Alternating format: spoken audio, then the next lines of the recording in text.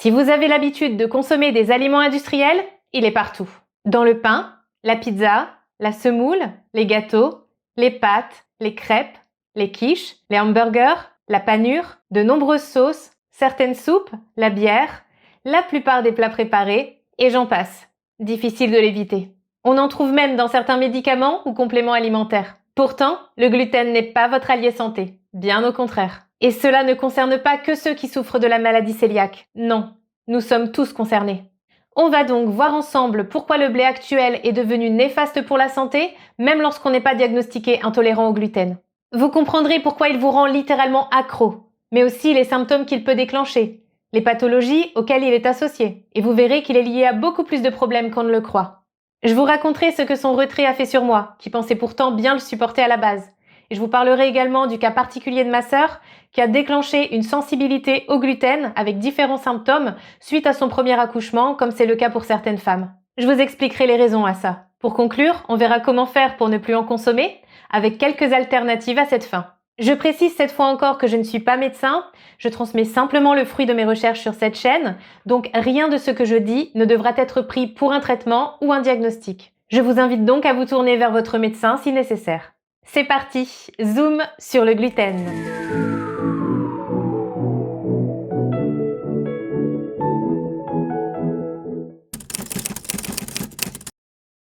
Le blé actuel n'a rien à voir avec le blé ancien. Il a tellement été hybridé qu'il ne contient plus du tout le même nombre de chromosomes et il contient beaucoup plus de gluten. Ce qui est avantageux pour les industriels puisque cela évite d'avoir besoin de main-d'œuvre qualifiée. En effet, les machines peuvent travailler facilement la pâte obtenue avec le blé moderne, contenant beaucoup plus de gluten, ce qui n'était pas le cas avant. Cela optimise donc la rentabilité. Le blé est passé de 14 chromosomes dans le passé à 42 chromosomes aujourd'hui. C'est le triple. Il me semble que c'est Fabien Moine qui disait lors d'une de ses conférences sur le gluten qu'il serait intéressant de voir à quoi ressemblerait un être humain si on multipliait aussi par 3 son patrimoine génétique. En effet, ça laisse perplexe. Chez les humains, on constate ce que peut provoquer un écart d'un seul chromosome sur les personnes atteintes de la trisomie 21. Donc je vous laisse imaginer ce que cela peut donner avec un écart de 28 chromosomes, même s'il s'agit d'une plante. Mais l'hybridation de base n'est pas le plus problématique. Nos blés les plus courants actuellement sont les descendants du blé tendre, mais ils n'en ont plus les mêmes caractéristiques, car ils ont été modifiés par rétrocroisement, une technique génétique. Bref, le blé est le seul aliment à avoir subi autant de modifications dans son génome et de façon aussi rapide. Et je précise qu'il soit raffiné ou complet, bio ou non, c'est pareil sur ce point. Il n'a plus rien en commun avec le blé d'antan, même si on l'appelle toujours du blé. Ces nouveaux blés sont des mutants, qui pourraient être comparables aux OGM, même s'ils ne sont pas définis comme tels. L'espèce de blé qui a subi le moins de modifications est le petit épeautre. Je ne le conseille pas non plus, car il contient également du gluten et on verra pourquoi cela reste problématique. Mais au moins, il est resté à 14 chromosomes, comme son ancêtre, l'engrain sauvage. Je vous ai déjà parlé de la casomorphine, qui rend accro au fromage, dans ma vidéo sur les produits laitiers que je vous mets ici. Eh bien, c'est la même chose pour le gluten avec la glutéomorphine. Qu'est-ce que c'est que ça, la glutéomorphine? Il s'agit de fragments de protéines de blé, qu'on appelle peptides, qui réagissent avec les récepteurs d'opiacés dans le cerveau, un peu comme le ferait la morphine ou l'héroïne. La casomorphine de la caséine, tout comme la glutéomorphine du gluten, sont des exorphines. C'est comme de l'endorphine, mais qui vient pour le coup de l'extérieur. Ces exorphines prennent la place de nos endorphines et activent le circuit de la récompense. Bref, cela rend dépendant, comme on peut l'être à un narcotique. Dans son livre « Gluten, comment le blé moderne nous intoxique », que je vous mets en barre d'infos, l'auteur Julien Vénesson, un journaliste scientifique, dévoile que les crises de boulimie vers les aliments contenant du gluten seraient liées à la recherche de glutéomorphine. Des chercheurs ont même fait un test en donnant un médicament à des femmes obèses souffrant de boulimie, l'anaxolone, médicament qu'on donne à la base en cas d'overdose de morphine pour arrêter son action en bloquant les récepteurs d'opiacés. Résultat ? Cela aurait stoppé leur crise de boulimie. Toujours par rapport à la glutéomorphine du gluten et à la casomorphine des produits laitiers, en 1960, un psychiatre américain du nom de Curtis Doane a remarqué que le retrait du gluten et des produits laitiers produisait de belles améliorations, au niveau émotionnel entre autres, sur ces patients hospitalisés atteints de schizophrénie. Ils voyaient leur état s'améliorer beaucoup plus rapidement et ils pouvaient quitter l'hôpital en 2 fois moins de temps. En 1986, des chercheurs anglais ont également vérifié cela, en retirant le gluten de l'alimentation de 12 patients d'une unité pour malades difficiles. S'en est suivi une belle amélioration et ils ont remarqué une rechute à la réintroduction du gluten. C'est dire si ça peut jouer sur le cerveau. Manger du gluten peut entraîner des maux de ventre, des problèmes de transit, diarrhée et ou constipation, des douleurs articulaires, de l'arthrose par exemple, de l'anémie, des maux de tête, des aphtes chroniques, des dépressions, de l'anxiété, de la spasmophilie, des troubles du comportement alimentaire, comme nous l'avons vu précédemment, des problèmes de peau tels que l'acné, l'eczéma ou le psoriasis entre autres. Il y aurait même une corrélation avec l'amplification du vitiligo, une maladie de peau en lien avec la mélanine et lors de laquelle la peau perd sa pigmentation peu à peu. C'est d'ailleurs la maladie dont était atteint Michael Jackson. Mais cela n'est pas tout. La consommation de gluten pourrait aggraver l'épilepsie, l'autisme, le TDAH et serait associée à certaines maladies dites auto-immunes, telles que le diabète de type 1, la sclérose en plaques, la thyroïdite de Hashimoto, la spondylarthrite ankylosante et la polyarthrite rhumatoïde par exemple. Je ne sais pas ce que vous en pensez, mais ça fait beaucoup pour quelque chose qu'une grande partie des gens consomment à tous les repas, ou presque. En ce qui me concerne, j'ai arrêté le gluten il y a déjà plusieurs années. Par curiosité d'abord, parce que je m'intéressais déjà à la santé au travers de la nutrition et d'un mode de vie sain. À l'époque, je souffrais d'un genre d'allergie saisonnière qui s'empirait d'année en année. Ça me démangeait au niveau du palais et jusqu'à l'intérieur des oreilles. J'avais vu un allergologue qui n'avait pas trouvé d'intolérance particulière et j'avais fini par prendre des antihistaminiques à l'année pour me soulager. Ces sensibilités se sont calmées quelque temps après le retrait du gluten de mon alimentation. J'ai pu stopper la prise d'antihistaminiques. Je vais maintenant vous parler de l'expérience de ma sœur Émilie. Suite à la naissance de sa première fille, en avril 2015, ma sœur a souffert d'un eczéma assez douloureux sur les mains. Elle a longtemps cherché d'où cela pouvait venir. Pensant à une allergie au départ, elle a changé de produit de vaisselle, puis de lessive, car ça l'irritait. Rien que de toucher le linge la faisait souffrir. Elle a consulté différents médecins, allergologues, dermatos, sans résultat. Elle faisait des crises qui la réveillaient régulièrement aux environs de 3 heures du matin et elle en pleurait de découragement. Elle a essayé de se soulager avec différentes choses. Des crèmes hydratantes, des huiles essentielles, des compléments alimentaires. C'est l'huile de bourrache qui l'a soulagée le plus.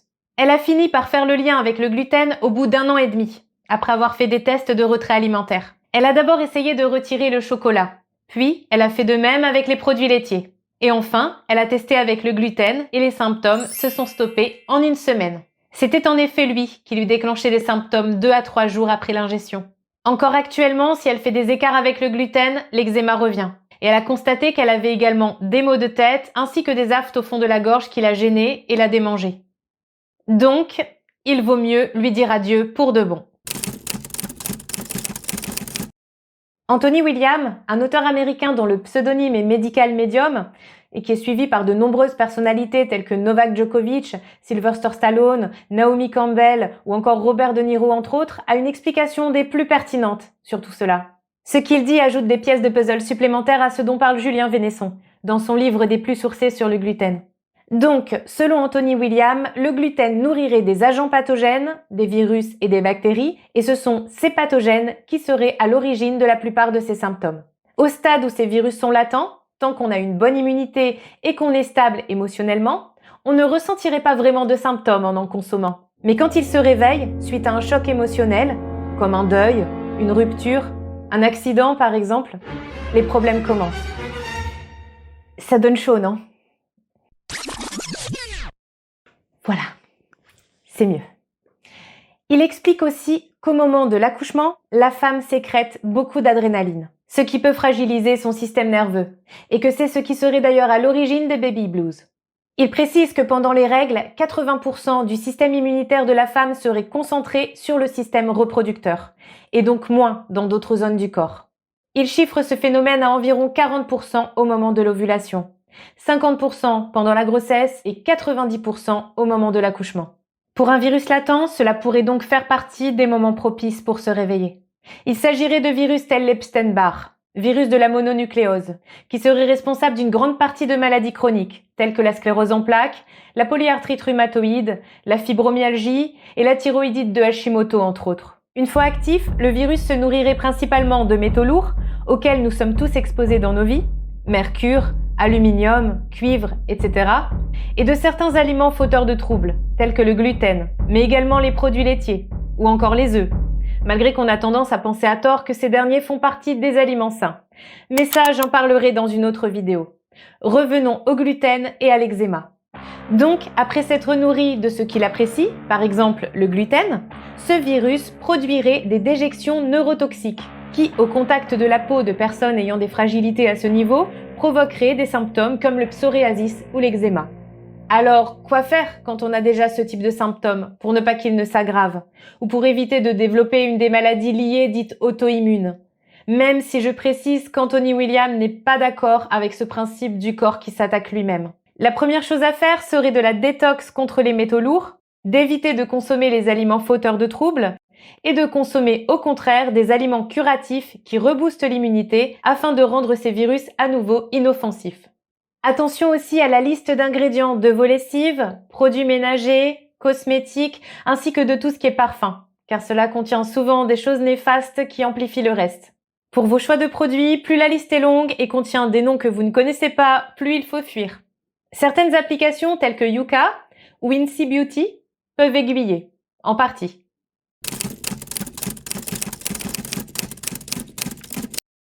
Malheureusement, je constate que beaucoup de personnes désignent des aliments curatifs comme responsables de leurs soucis et les retirent de leur alimentation, car elles en ont mangé la veille de leurs symptômes. En effet, elles ne se souviennent plus qu'elles ont consommé du gluten 3 jours avant. Donc, quand elles vont avoir des maux de tête, de grosses douleurs articulaires, des douleurs intestinales, elles vont plus facilement pointer du doigt les fruits ou les légumes qu'elles ont consommés juste avant la crise. Ces aliments sont détoxifiants, donc ils peuvent provoquer des symptômes en agissant contre les agents pathogènes. Mais à la base, les problèmes sont entretenus par différents facteurs que je vais vous énumérer. Premièrement, comme on vient de le voir, à cause d'une alimentation qui nourrit les agents pathogènes, comme le blé ou les produits laitiers par exemple, ou encore à cause des métaux lourds présents dans l'organisme dont ils se nourriraient également. Ces agents pathogènes produiraient, suite à leur festin, des déchets inflammatoires à l'origine de nombreux maux. Deuxièmement, à cause d'un terrain acide, du fait par exemple d'un mauvais équilibre acido-basique dans l'alimentation. Trop de produits industriels, de graisses, de produits d'origine animale, de céréales, etc. et pas assez de légumes et d'aliments alcalins. Et troisièmement, à cause des hormones de stress, telles que l'adrénaline et le cortisol. On sécrète de l'adrénaline lorsque l'on s'inquiète de façon chronique, qu'on consomme des choses contenant de la caféine, qu'on en demande trop à son corps, en pratiquant des sports extrêmes, en le surchargeant d'aliments gras, ou au contraire en étant en déficit calorique. Ces différents facteurs contribuent à long terme à une fatigue du foie, avec une bile moins performante, à une moins bonne assimilation des nutriments, ce qui peut entraîner des carences, et également à une moins bonne digestion, à cause d'un acide chlorhydrique moins efficace, ce qui entraîne une putréfaction des aliments dans le système digestif. Encore d'après Anthony William, cette putréfaction libérerait de l'ammoniac qui passerait au travers de la barrière intestinale, engendrant de nombreux symptômes. D'ailleurs, pour aider l'intestin à se rétablir, pensez au jus de céleri, à la vitamine B12 ainsi qu'à la L-glutamine. J'ai fait une vidéo concernant cette dernière, qui devrait s'afficher ici. La L-glutamine réduit l'ammoniac, améliore l'équilibre acido-basique et soutient le système nerveux, ce qui du coup agit sur les 3 points que je viens de vous citer.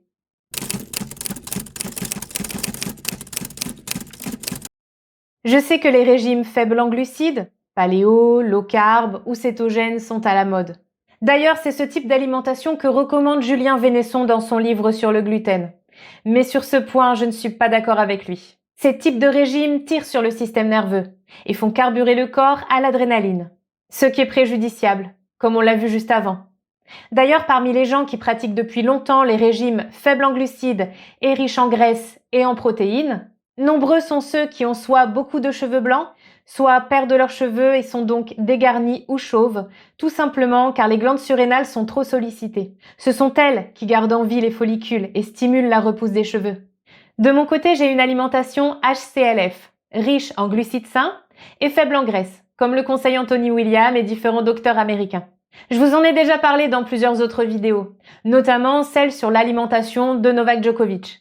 Mais je rentre encore plus dans les détails dans ma vidéo sur les addictions que je vous invite à visionner si vous ne l'avez pas vue. Une étude scientifique est sortie dernièrement, mettant en lien les macronutriments, glucides, protéines et lipides, et la longueur des télomères. Les télomères, c'est un genre de capuchon protecteur qu'il y a au bout des chromosomes, et cela représente un marqueur de vieillissement. Plus ils raccourcissent et plus c'est associé à un risque de maladie et de mortalité. Des télomères qui s'allongent, au contraire, c'est signe qu'on ralentit le processus de vieillissement, qu'on rajeunit.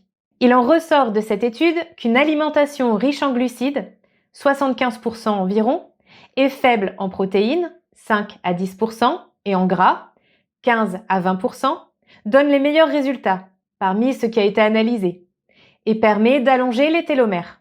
On voit aussi l'espérance de vie augmenter de 7,7 ans. On peut supposer que cela augmenterait encore avec des taux de 80% de glucides minimum, au lieu des 75% de l'étude, 10% de protéines également, et 10% de lipides maximum, c'est-à-dire plus bas que dans l'étude, tel que c'est le cas en HCLF. En plus, l'étude précise que c'est indépendamment de la qualité de l'alimentation. Donc, en retirant le gluten et les produits ultra transformés, je pense bien que cela peut également influencer positivement ces résultats. Au contraire, d'après l'étude, une alimentation riche en graisse, environ 55% de lipides, avec 40% environ de glucides et 5% de protéines, raccourcit les télomères et fait baisser l'espérance de vie de 4,4 ans. On sait que le mélange gras et sucré ne fait pas bon ménage. On le remarque ici. Malheureusement, on ne voit pas de comparatif clair avec les régimes riches en protéines et en graisses et très faibles en glucides, comme le régime cétogène. Ça aurait pu être intéressant, même si l'étude dit bien qu'en général, des quantités plus élevées de glucides semblent être associées à une longueur de télomère plus longue, tandis qu'une proportion plus élevée de protéines et de graisses dans l'alimentation est associée à une longueur de télomère plus courte. Peut-être que quelqu'un aura l'idée de faire ça par la suite. En tout cas, je vous partage l'étude dont je vous ai parlé dans la description. Encore une petite parenthèse du côté des pourcentages des macronutriments. L'alimentation que je pratique se rapproche énormément de ce qui était consommé sur l'île d'Okinawa, au Japon, l'une des zones bleues. Vous savez, ce sont ces zones du monde où il y a le plus de centenaires et où les gens vieillissent en bonne santé. Il y a d'ailleurs une grande différence entre d'une part les personnes âgées qui ont gardé l'alimentation qui leur a permis d'obtenir cette notoriété par rapport à leur longévité et qui continuent d'avoir une belle espérance de vie, et d'autre part les jeunes qui ont une alimentation occidentalisée avec beaucoup plus de produits animaux et qui subissent une explosion des taux d'obésité, de diabète, de maladies cardiovasculaires et qui voient au fur et à mesure leur espérance de vie baisser. Les adolescents d'Okinawa ont même atteint le record de surpoids au Japon. À la base, à Okinawa, c'est la patate douce violette qui était l'aliment star de l'alimentation. Cette alimentation était riche en glucides, 85% de glucides environ, 9% de protéines et 6% de lipides. Cela va dans le sens des résultats de l'étude dont je vous ai parlé, comme vous pouvez le constater. Donc, parenthèse fermée, ce ne sont pas les glucides du blé qui posent problème, mais bien le gluten. D'ailleurs, à Okinawa, la plupart des personnes de l'ancienne génération ne consomment pas de gluten, peu ou pas de produits laitiers et vraiment peu de viande ou de poisson. Cette alimentation semblait efficace pour éviter les maladies cardiaques, les cancers, les diabètes, etc. Concernant le diabète, cela peut sembler étonnant par rapport à ce qu'on en dit, mais vous comprendrez pourquoi dans ma vidéo sur les addictions, dans la partie qui parle du sucre et du gras. Bon, on s'est un petit peu éloigné du sujet. Recentrons à nouveau sur le gluten.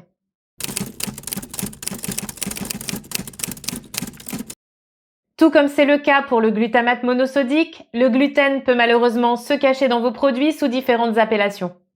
Voici les termes qui devraient vous alerter.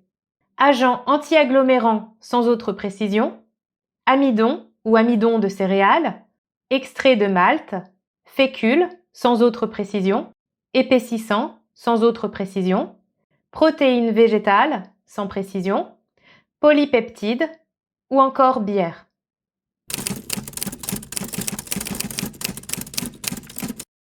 Se lancer dans une alimentation sans gluten peut faire peur de prime abord, car on en voit surtout le côté pratique et convivial. Mais cela en vaut la peine pour se sentir mieux. L'être humain a souvent peur du changement. de sortir de sa zone de confort. Mais après un certain temps, le cerveau crée de nouveaux chemins neuronaux. Et cela devient la routine. On se rend compte que c'était bien plus facile qu'on ne le pensait. En tout cas, il existe des alternatives saines. Pour tartiner un houmous ou un guacamole, vous pouvez penser à ce type de biscotte. Ici, c'est la variété au riz noir.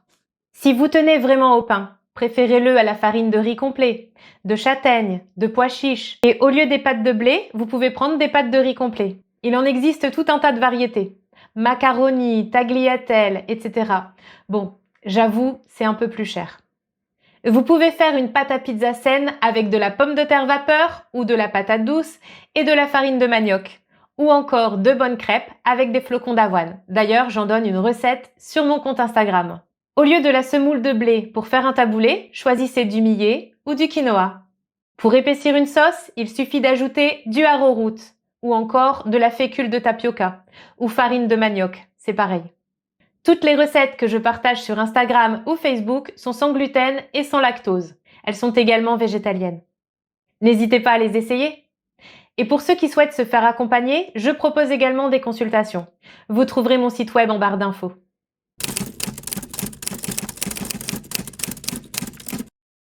Méfiez-vous des produits industriels étiquetés sans gluten, qui contiennent la plupart du temps un tas d'additifs et dans lesquels le blé est remplacé par le maïs, souvent contaminé par les OGM.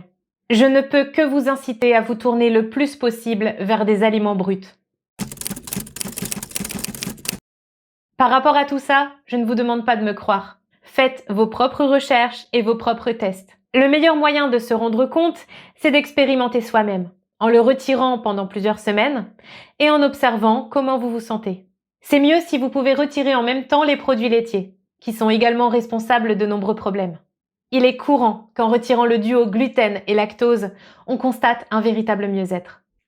J'espère que cette vidéo vous aura éclairé sur les méfaits du gluten afin que vous puissiez décider de le conserver ou non dans votre alimentation.